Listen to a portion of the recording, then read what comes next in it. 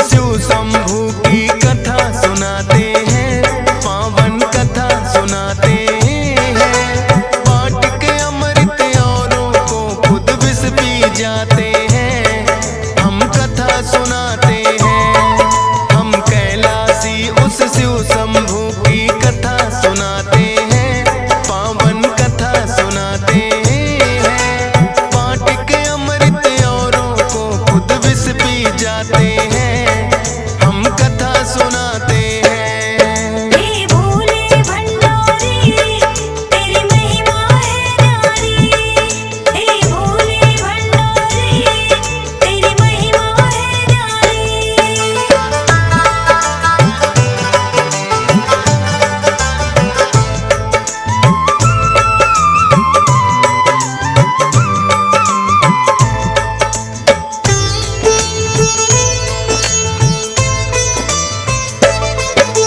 दैत्यों और देवों में एक दिन युद्ध हुआ बड़ा भारी।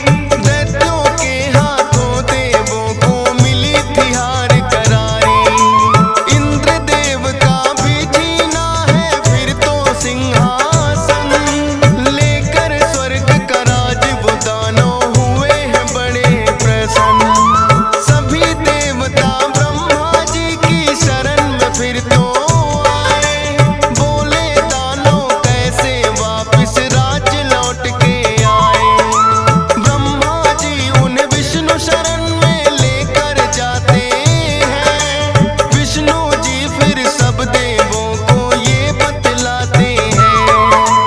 करके सागर मंथन हम अमृत को पाते हैं, पावन कथा सुनाते हैं। बांट के अमृत औरों को खुद विष पी जाते हैं, हम कथा सुनाते हैं। हे भोले भंडारी तेरी महिमा है न्यारी, हे भोले भंडारी तेरी महिमा है न्यारी।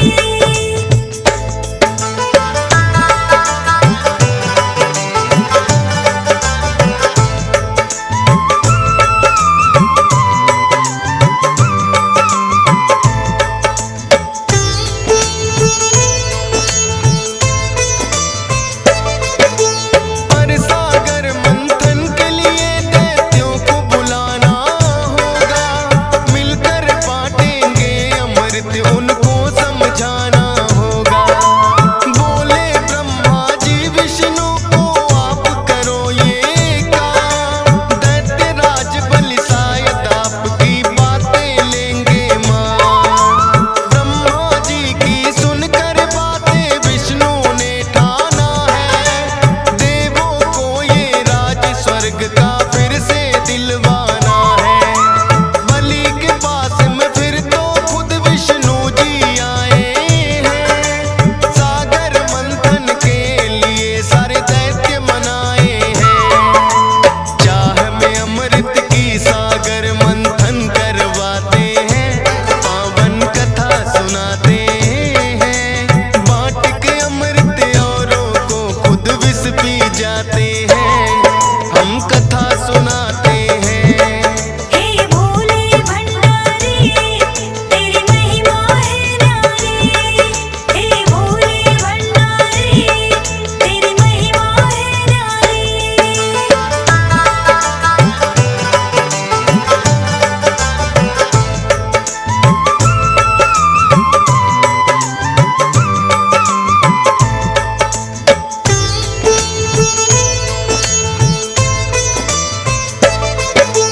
कालकूट विष निकला था सागर मंथन में पहले, देख के उसकी अग्नि को तो तीनों लोक है दहले।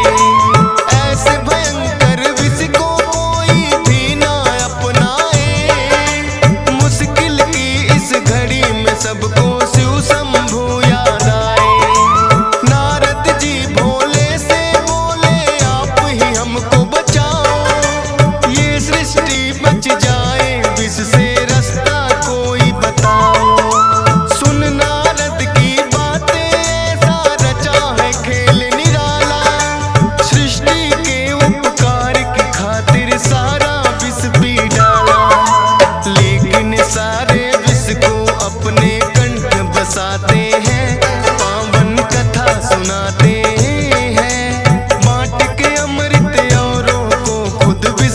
जाते हैं, हम कथा सुनाते हैं। हे भोले भंडारी तेरी महिमा है न्यारी। हे भोले भंडारी तेरी महिमा है न्यारी।